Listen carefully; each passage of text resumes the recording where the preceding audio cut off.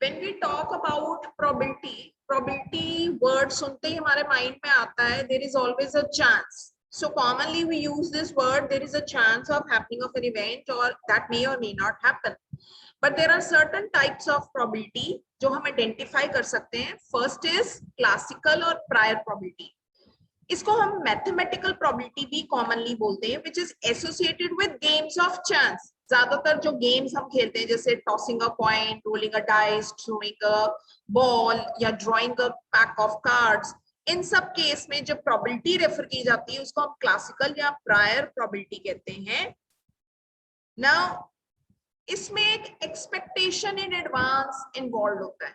जब भी हम कोई गेम खेलते हैं, हम जीतेंगे कि हारेंगे हमें नहीं पता, लेकिन हम कुछ एक्सपेक्ट करते हैं एडवांस में, और वो हम एक्सपेक्टेशन क्या होगी कि likely to in our favour, कि जो भी हैपन होगा वो हमारे फेवर में होगा. पॉइंट टॉस कर रहे हैं तो हम हमेशा मन में सोचेंगे कि हेड आ जाए, जो हम मांग रहे हैं हेड आ जाए, हेड आ जाए. या बॉल ड्रॉ कर रहे हैं, जो हमने बॉल बोली है कि रेड बॉल, तो रेड बॉल आ जाए. So we have an expectation.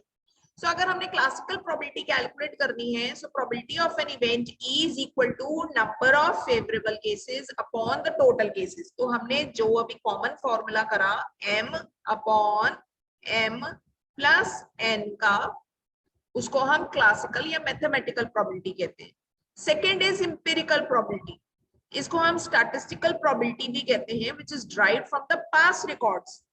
जब ऐसी प्रोबेबिलिटी हम कैलकुलेट कर रहे हैं जिसमें हमने पास्ट डाटा को यूज किया है. Best example is life insurance companies. वो अपने पास्ट डाटा को यूज करती हैं कैलकुलेशंस करने की. क्या प्रोबेबिलिटी है इतनी हैपनिंग्स होने की, तो लाइफ इंश्योरेंस कंपनी कैलकुलेट करेगी डेथ को. वो डेथ रेट देखेगी, पिछले महीने, पिछले साल या कुछ सालों में क्या डेथ रेट रहा है, एक्सीडेंट रेट क्या रहा है, इन ऑर्डर टू एस्टिमेट कि क्या चांसेस है कि उनको इंश्योरेंस क्लेम देने पड़ेंगे. तो वो जो फॉर्मूला यूज करते हैं, that is total number of occurrence of an event over total number of trials. Formula का सिर्फ बेस वही है, फेवरेबल अपॉन द टोटल, सिर्फ नाम चेंज हो जाता है depending upon the type of the probability.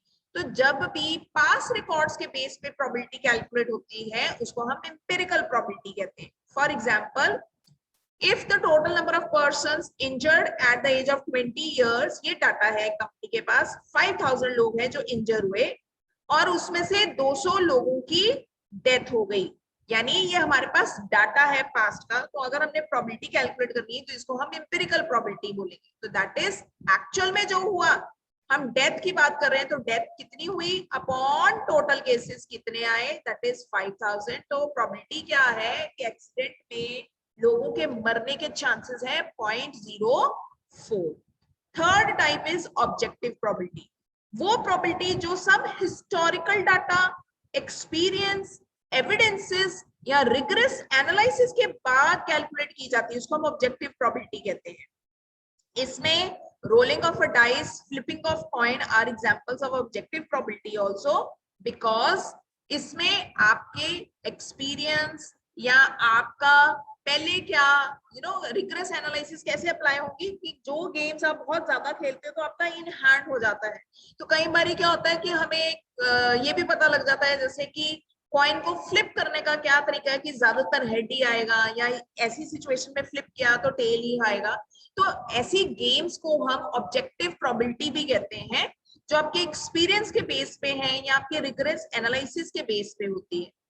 Next is subjective probability. That is on the basis of totally personal experience or opinion. वो probability जो एक person के personal experience या opinion पे depend है उसको हम subjective probability कहते हैं. जैसे हम probability calculate कर रहे हैं आने वाले टाइम में हमारे business का super profits कितना होगा, कंपनी का आगे future close होगी या profits earn करेगी, कुछ ऐसा हम calculate कर रहे हैं. वो purely on the basis of your personal opinion of the experts है, तो उसको हम सब्जेक्टिव प्रोबेबिलिटी का नाम देते हैं.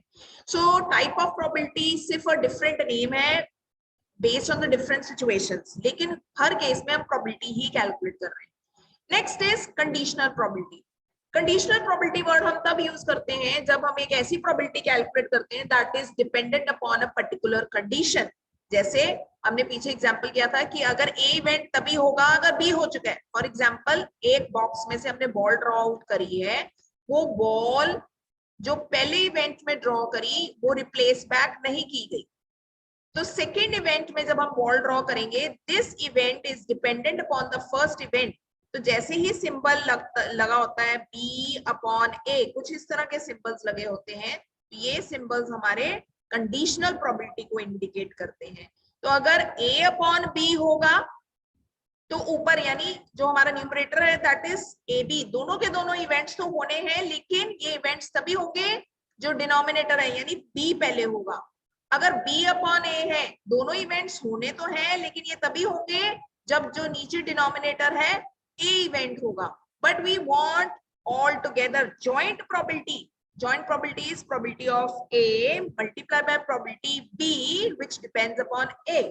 लेकिन अगर मैंने BA बोला यानी B probability but A will happen, उससे पहले B होना चाहिए, इसलिए A upon B।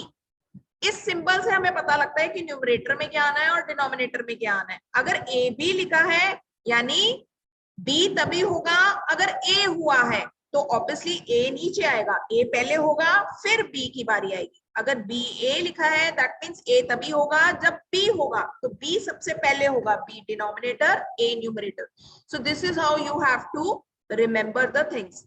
लेकिन अगर तीन इवेंट्स हैं A B C, सीक्वेंस में चलते हैं, सबसे पहले A, क्योंकि ये सीक्वेंस में लिखा हुआ है तो सबसे पहले इवेंट हुआ A, फिर होगा B, लेकिन B तभी होगा जब A अकर होगा, उसके बाद आई बारी C की, C तभी होगा जब A B होगा। So you have to make out how you have to write the formula depending upon कि ये सिंबल कैसे लिखा है, A B लिखा है, B A लिखा है कि ABC लिखा है। सो ये सिंबल इंडिकेट करता है that we are calculating conditional probabilities, that is probability of an event depend upon other events.